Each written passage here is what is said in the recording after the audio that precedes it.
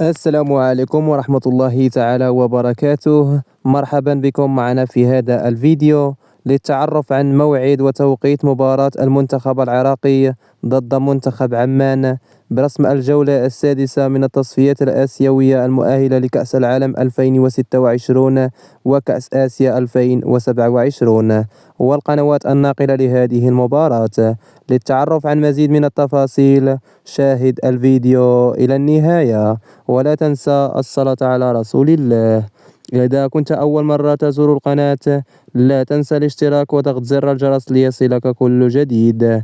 سيواجه المنتخب العراقي منتخب عمان في الجولة السادسة من التصفيات الآسيوية المؤهلة لكأس العالم، وذلك يوم الثلاثاء الموافق 19 نوفمبر 2024 في تمام الساعة 12 ظهرا بتوقيت المغرب الجزائر تونس، وعلى الساعة 2 زوالا بتوقيت السعودية العراق.